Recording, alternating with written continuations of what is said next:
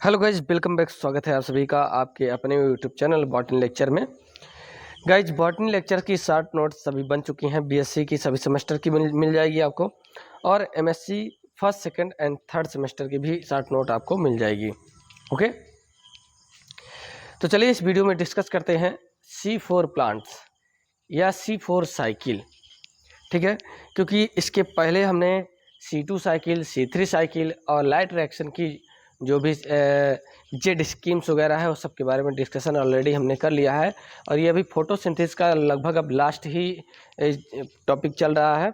इसके बाद लगभग एक लेक्चर आई थिंक और भी होगा फोटोसिंथेसिस का, इसके बाद ख़त्म हो जाएगा। तो आप लोग हमारे साथ प्रॉपर बने रहिएगा। जैसे ही फोटोसिंथेसिस ख़त्म होगा वैसे ही जस्ट उसके बाद रिस्पायरेशन का जो चैप्टर होगा उसको भी चालू कर दिया जाएगा, स्टार्ट कर दिया जाएगा। उसका भी एक एक करके वीडियोज आपके सामने आ जाएगा। लगभग 5 या 6 लेक्चर में रिस्पायरेशन भी लगभग कंप्लीट कर देंगे हम आप सबका। ठीक है, यानी कि आपके एग्जाम से पहले लगभग जो मेन टॉपिक है आपके प्लांट फिजियोलॉजी के वो ख़त्म हो जाएंगे। ठीक है, तो आप लोग हमारे साथ बने रहेगा। जो भी शॉर्ट नोट लेना चाहते हैं डिस्क्रिप्शन में जाएं, वहाँ से संपर्क कर सकते हैं। डिटेल्स आपको डिटेल में डिस्क्रिप्शन में मिल जाएगा। C4 पथवे, इसके जितने भी नाम होते हैं वो किसी भी नाम से क्वेश्चन आपके एग्जाम में आ सकता है, इसलिए इस पर थोड़ा सा ध्यान दीजिएगा। C4 पथवे के नाम से भी क्वेश्चन पूछा जाता है, हैच स्लैग पथवे के नाम से भी क्वेश्चन पूछा जाता है, क्रेंज एनाटॉमी के नाम से भी क्वेश्चन पूछा जाता है, C4 प्लांट के नाम से भी आता है, और C4 साइकिल के नाम से भी क्वेश्चन पूछा जाता है। किसी भी नाम से क्वेश्चन पूछा जाता है, तो इसके बहुत सारे नाम हैं। तो आप सभी नाम अपने नोटबुक में या नोट्स में अपने लिख लीजिएगा, जिससे कि आपको कन्फ्यूजन बिल्कुल भी ना हो। ओके, तो चलिए देखते हैं C4 प्लांट क्या होते हैं और C4 साइकिल क्या होती है। एक एक पॉइंट पर यहाँ पर डिस्कशन होगा। सबसे पहले यहाँ पर पहले नंबर पे जो पॉइंट है, यहाँ पर ये ध्यान दीजिएगा कि हैच स्लैग जो नाम पड़ा है, ये हैच स्लैग 2 साइंटिस्ट थे, उन्होंने सबसे पहले इसको डिस्क्राइब किया था, बताया था, डिस्कवरी किया था इसके बारे में।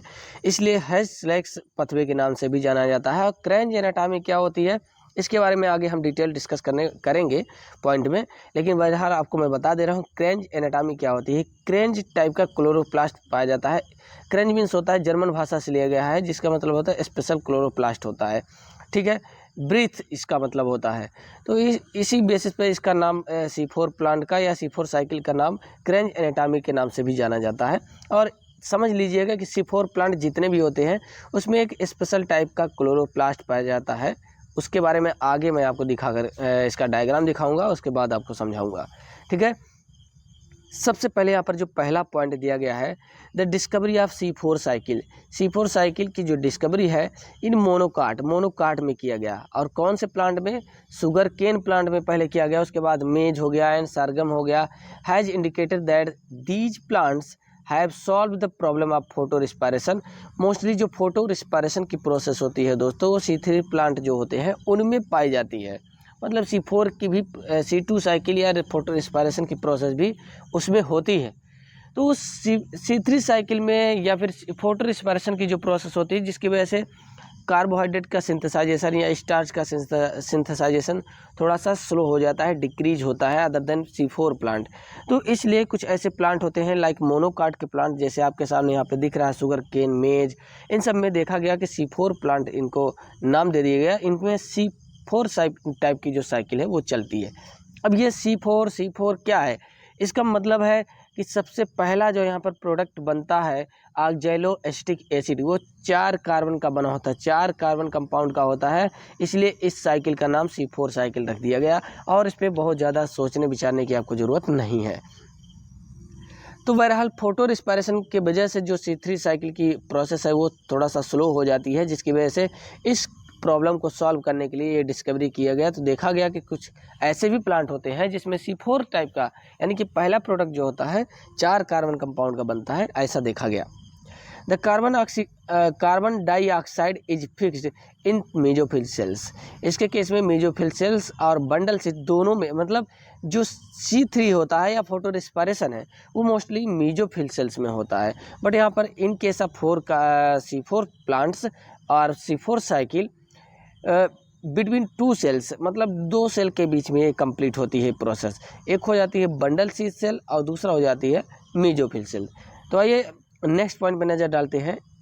The initial product being a 4 carbon, पहला जो प्रोडक्ट होता है 4 कार्बन कंपाउंड का होता है। The process is called C4 पथवे, इसीलिए इस प्रोसेस को C4 पथवे के नाम से जाना जाता है। ठीक है, simple. Discovered 2 types of chloroplast, इसमें ये भी डिस्कवरी किया गया कि 2 प्रकार के क्लोरोप्लास्ट पाए जाते हैं इन शुगर केन। अब ध्यान दीजिएगा, वन टाइप रिस्ट्रिक्टेड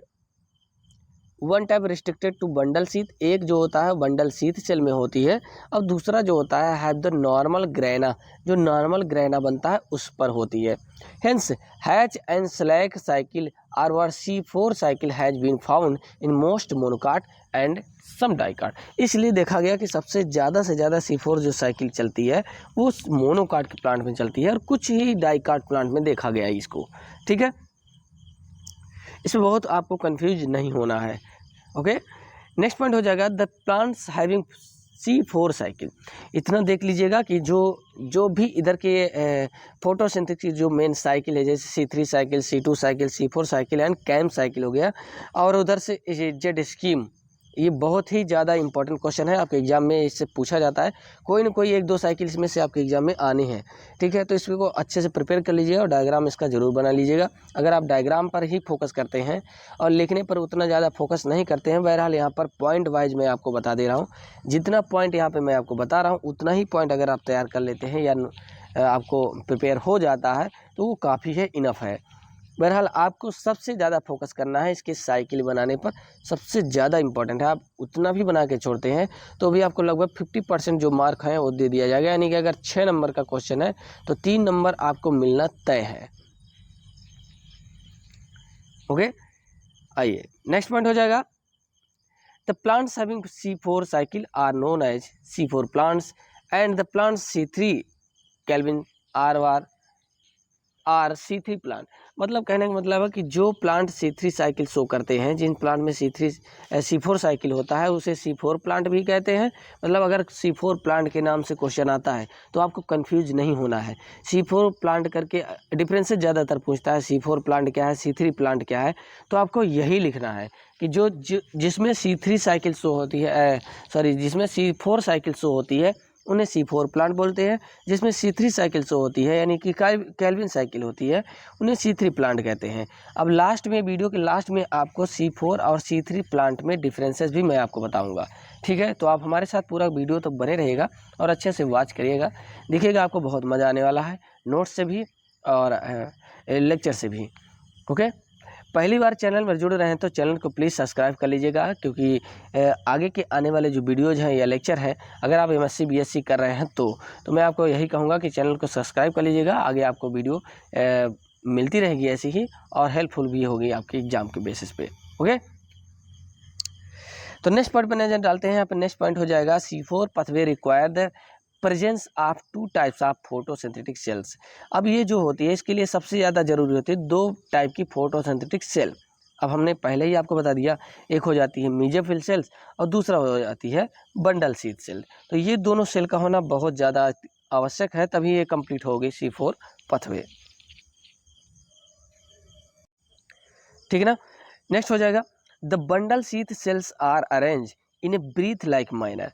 मतलब कि ये थोड़ा सा अलग टाइप की मैनर में अरेंज हो जाती है, ब्रीथ लाइक अरेंज होती है, तो इसलिए इसको स्पेशल टाइप की बंडल शीथ सेल बोलते हैं। और ये मोस्टली C4 प्लांट में ही पाई जाती है, और ज़्यादातर C4 प्लांट कौन से प्लांट शो करते हैं, मोनोकाट के जो प्लांट होते हैं वो शो करते हैं। ओके, अब ध्यान दीजिएगा, दिस काइंड्स ऑफ अरेंजमेंट, इस तरीके के अरेंजमेंट होने की वजह से इनको क्रेंज एनाटॉमी के नाम से भी जाना जाता है। मतलब जब आप TS कट करके देखेंगे, अभी आपको डायग्राम में दिखा रहा हूँ आगे, क्रेंज एनाटॉमी क्यों बोलते हैं, क्योंकि breath like structure, breath like minor में अरेंज होते हैं। That is a German language, ये जर्मन लैंग्वेज से लिया गया है क्रेंज एनाटॉमी। ओके, तो अगर क्वेश्चन आपको क्रेंज एनाटॉमी के नाम से पूछा जाता है तो भी आपको यही साइकिल बताना है, और यही 2-3 पॉइंट आपको इंपॉर्टेंट लिख देना है। कंफ्यूज बिल्कुल भी नहीं होना है। जितना भी ऊपर हमने नाम बताया है, किसी भी नाम से पूछा जाता है क्वेश्चन तो आपको यही लिखना है। Okay, in Kranz anatomy the mesophyll and bundle sheath cells are connected by plasmodesmata. और क्रेंज एनाटॉमी के केस में दोनों सेल्स बंडल शीथ और मेसोफिल सेल्स दोनों सेल आपस में प्लाज्मोडेस्माटा की वजह से जुड़े होते हैं, कनेक्ट होते हैं, और वह साइटोप्लाज्मिक ब्रिज या फिर इसको साइटोप्लाज्मिक ब्रिज भी कहा जाता है। तो इसलिए इनमें से किसी से भी एक दूसरे से अटैच होंगे। अब यहाँ पर डायग्राम पर थोड़ा सा नज़र डालिएगा। अगर देखें तो आपका टीएस कट करने के बाद इस तरीके से शुगर केन प्लांट का टीएस कट करने के बाद देखा गया कि अपर एपिडर्मिस पाई जाती है और नीचे लोअर एपिडर्मिस पाई जाती है। बीच बीच में इस तरीके से स्टोमेटा भी होंगे या स्टोमा भी होगा। ओके, अब ये जो बीच में सेंट्रल में सेल्स दिख रही हैं, बाहर की जो सेल्स है वो तो नॉर्मली आपको समझ में आ रहा है कि मेसोफिल सेल्स होती हैं, और C3 साइकिल जो होती है इसी मेसोफिल सेल में चलती है, इनके क्लोरोप्लास्ट में, सिंपल। लेकिन जो C4 साइकिल है C3 के साथ साथ, मतलब अब मेसोफिल के साथ साथ और बंडल शीथ में भी चलती है। पहले मेसोफिल सेल में कंप्लीट होगी, देन लास्ट में उसमें बंडल शीथ में कंप्लीट होती है। ओके, तो ये जितनी भी सेल्स हैं ये सब बंडल शीथ सेल्स कहलाती हैं। इनके अंदर जो क्लोरोप्लास्ट है वो थोड़ा सा स्पेशल टाइप का होता है, इसलिए इसको क्रेंज एनाटॉमी भी कहते हैं। तो अगर क्रेंज एनाटॉमी के नाम से आता है तो ये ऊपर का जो इसके पहले की जो स्लाइड हमने आपको दिखाया, ये स्लाइड दिखाया है, इस स्लाइड को आपको बना देना है, मीन्स लिख देना है। ये दोनों डायग्राम जो दिया गया है ये थोड़ा सा HD क्वालिटी में है, कलरफुल है, तो इनमें से कोई भी एक डायग्राम आप अपने कॉपी में बना दीजिएगा। उसके बाद आपको साइकिल बना देना है। अगर शॉर्ट में क्वेश्चन आया है तो केवल यही इतना बना देना है, ऊपर की स्लाइड का जो नोट्स है उसको आपको लिख देना है। स्क्रीनशॉट सभी ले लीजिएगा और अच्छे से कॉपी में अपने बना लीजिए। अभी ये बहुत ज़्यादा इंपॉर्टेंट है C4 प्लांट, ठीक है। और इसके बाद आपको इसमें देखेंगे तो ये देख लीजिए थोड़ा सा स्पेशल टाइप का है, अलग टाइप की सेल दिख रही है बंडल शीथ की। तो इसलिए इन दोनों सेल्स में, यानी कि दोनों सेल कंप्लीट होती हैं फोटोसिंथेसिस में, रिस्पायरेशन फोटोसिंथेसिस की प्रोसेस कंप्लीट करने में, यानी कि स्टार्च मॉलिक्यूल बनाने में। ओके, C4 साइकिल में नेक्स्ट पॉइंट हो जाएगा C4 प्लांट में। C4 plant contain dimorphic chloroplast. जो C4 प्लांट होते हैं या C4 पथवे होता है, इसमें इन सभी प्लांट्स में डाइमॉर्फिक क्लोरोप्लास्ट पाया जाता है, यानी कि क्लोरोप्लास्ट दो प्रकार का होता है, क्योंकि एक मेसोफिल सेल है और दूसरा है बंडल शीथ सेल, तो दोनों में अलग अलग टाइप के क्लोरोप्लास्ट पाए जाते हैं। अब ध्यान दीजिएगा, पहला हो जाएगा the chloroplast in mesophyll cells are granal. Mesophyll cell का जो होता है वो ग्रेनल टाइप का होता है, whereas in bundle sheath cells they are a granal. अब इसको थोड़ा सा ध्यान से समझिएगा। ग्रेनल का मतलब होता है जब प्लेट लाइक स्ट्रक्चर्स यानी थैलाकॉइड एक दूसरे से जुड़ जाएंगे तो इसको ग्रेना बोलते हैं, ठीक है। सिंगुलर को ग्रेनम या थैलाकॉइड और प्लूरल को ग्रेनम बोलते हैं, तो इसको बोलना है ग्रेनल, ए ग्रेनल टाइप का होता है, ठीक है। किसमें? बंडल शीथ में, यानी कि इस तरीके से नहीं, सिंगुलर ऐसे पाया जाता है, तो एक ग्रेनल टाइप का होता है, जबकि मेसोफिल सेल में ग्रेनल टाइप का होता है, ठीक। और ग्रेनल टाइप के बाद नेक्स्ट प्रोसेस हो जाएगी, इसके अगली प्रोसेस हो जाएगी इसमें the granal chloroplast contain thylakoid. जो ग्रेनल होते हैं जाहिर सी बात है वो बना होता है थैलाकॉइड से, यानी कि एक एक प्लेट जो होती है वो मैं आपको बता रहा हूँ क्या होता है, थैलाकॉइड होता है, तो इससे मिलके बना होता है। Which are stacks to form grana. Stacks हो जाती हैं यानी सिक्के के समान संरचनाएं एक दूसरे से जुड़ जाती है और ग्रेना का फॉर्मेशन करती हैं। एज फार्म इन C3 प्लांट, और ये प्रोसेस C3 प्लांट्स में होती है, ठीक। जबकि हाउएवर इन ए ग्रेनल क्लोरोप्लास्ट, जो ए ग्रेनल क्लोरोप्लास्ट होते हैं बंडल शीथ सेल्स में पाए जाते हैं। ग्रेना आर एब्सेंट, यहाँ पर ग्रेना का फॉर्मेशन नहीं होता है बल्कि थैलाकॉइड्स पाया जाता है। जैसे आपको मैं यहाँ पे दिखा दे रहा हूँ डायग्राम में, डायग्राम देखिएगा। अब ये देखिए,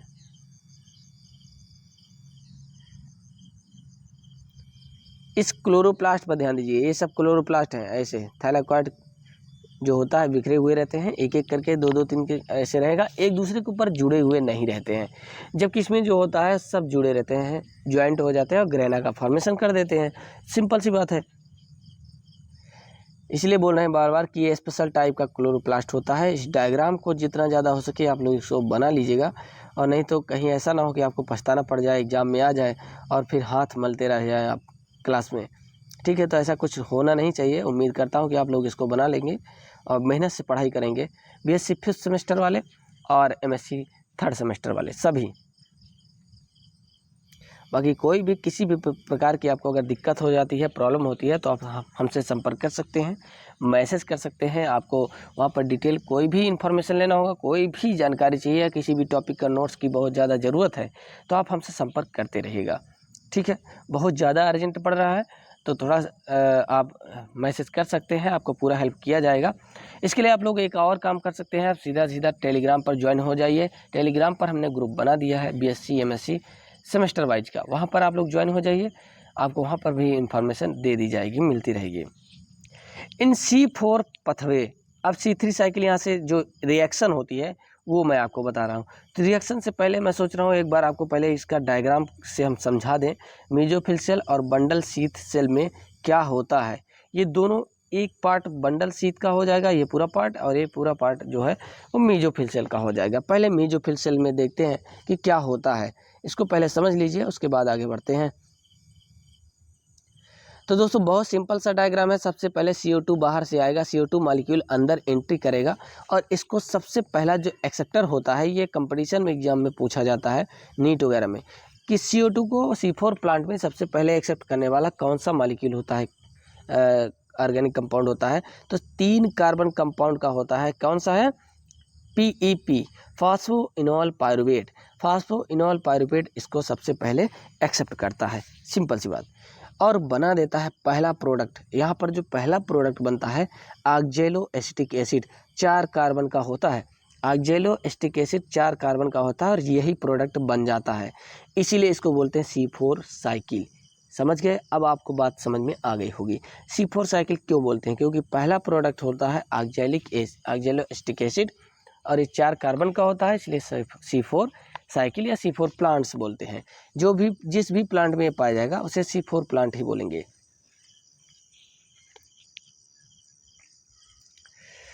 आगे बात करते हैं C4 plants.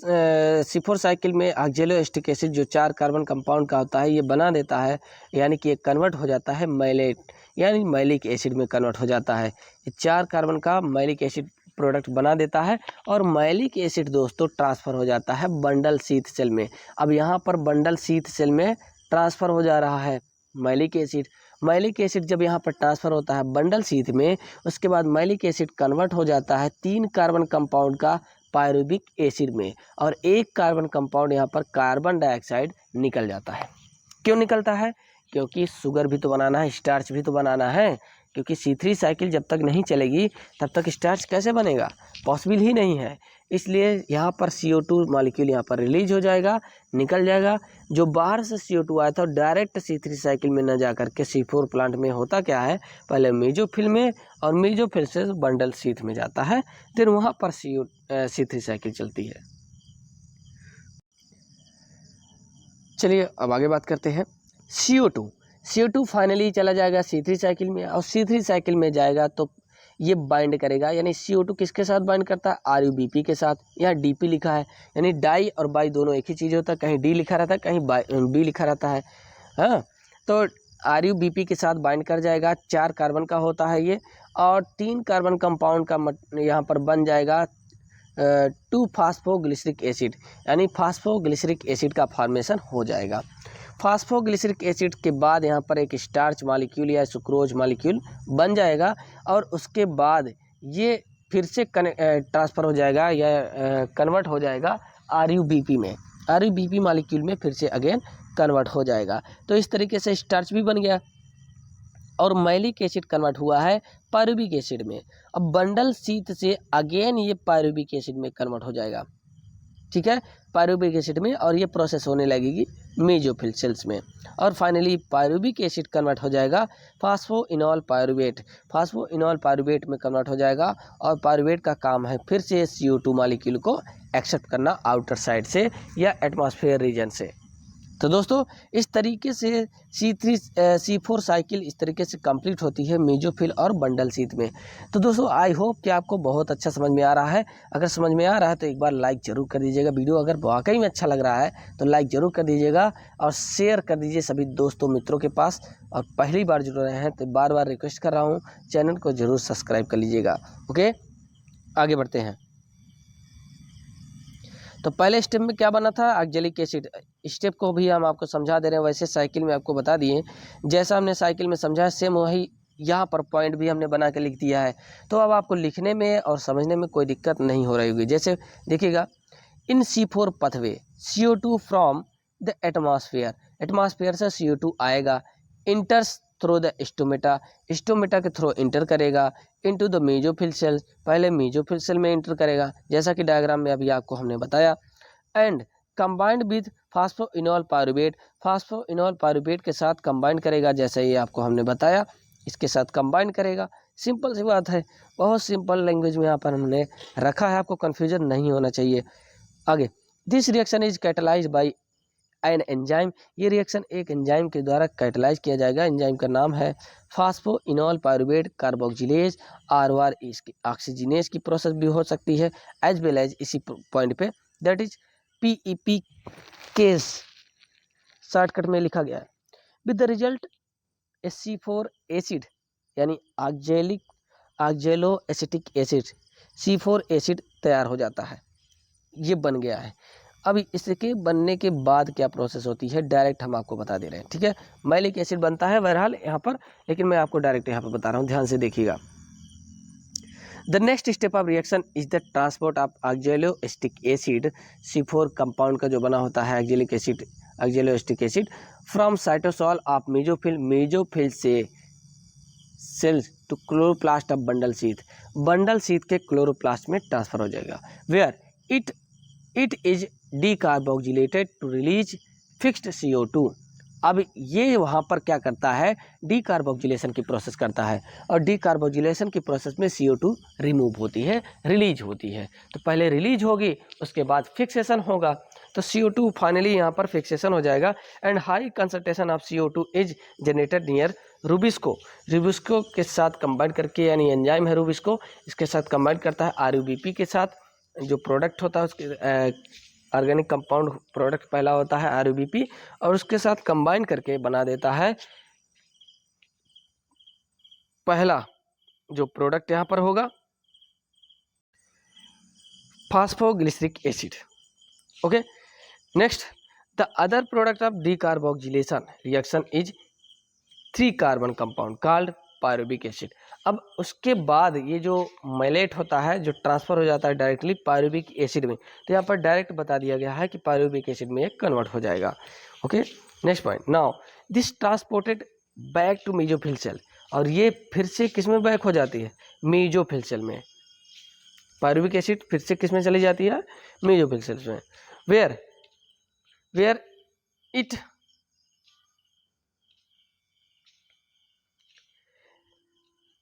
Regenerates phosphoenol pyruvate, और फिर वहाँ पर क्या बन जाता है, फास्फोइनोल पायरुवेट का फॉर्मेशन हो जाता है to its own for continuation of C4 pathway. इस तरीके से गाइस C4 साइकिल भी कंप्लीट हो गई। इसकी जितनी पॉइंट्स में यहाँ पर नोट्स हमने आपको दिया है, पॉइंट वाइज जितना दिया है केवल उतना ही आप C4 साइकिल का बना लीजिएगा, और ये डायग्राम जरूर बना लीजिए, बहुत ज़्यादा इंपॉर्टेंट है। तो क्रेंज एनाटॉमी आएगा तो आपको क्या करना है हमने आपको ऑलरेडी बता दिया है। C4 साइकिल अगर पूछता है तो क्या करना है आपको, हमने आपको ऑलरेडी बता दिया है। या फिर ऊपर जो भी नाम दिया था हमने, उनमें से किसी भी नाम से क्वेश्चन आता है तो आपको सीधा सीधा यही डायग्राम बना देना है, दैट्स इट, बात खत्म यहीं पे। अब बात करेंगे यहाँ पर C3 प्लांट और C4 प्लांट में डिफरेंसेस, बहुत ज़्यादा ये पूछा जाता है differences between C4 and C3 plant. इसको देख लीजिएगा, 6 पॉइंट यहाँ हमने रखे हैं। अगर शॉर्ट में आता है 5 या 6 नंबर में अगर पूछा जाता है कि C4 प्लांट और C3 प्लांट में क्या डिफरेंसेस है, तो यहाँ पर लिखा हुआ है, जितना है उतना आप अपनी कॉपी में लिख लीजिएगा। इनमें से 2-3 भी अगर आप लिख देते हैं तो भी आपको मार्क्स मिल जाएंगे अच्छे से। क्योंकि ये बीएससी है या एमएससी है। एमएससी में तो आपको लिखने ही पड़ेंगे ज़्यादा से ज़्यादा, और बीएससी अगर है तो आप कम लिखेंगे तो भी आपको मार्क्स मिल जाएंगे। चलिए बात करते हैं पहले पॉइंट पे यहाँ पर, CO2 accept is RUBP ribulose biphosphate. CO2 के एक्सेप्ट करने वाला C3 प्लांट में क्या होता है, RUBP होता है, जबकि C4 प्लांट में CO2 को एक्सेप्ट करने वाला जो केमिकल कंपाउंड होता है वो PEP होता है, फास्फोइनोल पारुबिक एसिड या पारुबेट होता है। दूसरा होता है only one type of chloroplast, केवल एक ही प्रकार का क्लोरोप्लास्ट होता है जो कि मेसोफिल सेल्स में ग्रेनम पाया जाता है। दूसरा हो जाएगा टू टाइप्स ऑफ क्लोरोप्लास्ट।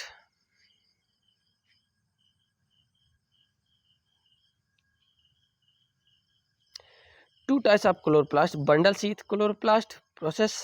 यहाँ पर एक क्लोरोप्लास्ट जो होता है मेसोफिल का, और दूसरा क्लोरोप्लास्ट जो होता है वो C4 प्लांट्स का होता है, यानी कि बंडल शीथ सेल्स का होता है। ठीक है, हैश लाइक साइकिल के माध्यम से या C4 साइकिल के माध्यम से आपको हमने पहले ऑलरेडी बता दिया। तो C4 प्लांट में दो टाइप की सेल इन्वॉल्व होती है, बंडल शीथ और मेसोफिल सेल, इसलिए दोनों के क्लोरोप्लास्ट के ग्रेना यहाँ पर इन्वॉल्व होते हैं। दूसरा पॉइंट हो जाएगा यहाँ पर, first stable product compound after CO2 fixation is PGA। पहला यहाँ पर फास्फोग्लिसरिक एसिड प्रोडक्ट बनता है, जबकि यहाँ पर ऑक्जेलो एसीटेट या ऑक्जेलो एसिटिक एसिड बनता है C4 प्लांट में। C3 में PGA बनता है। Plant photosynthesis will if CO2 concentration is high.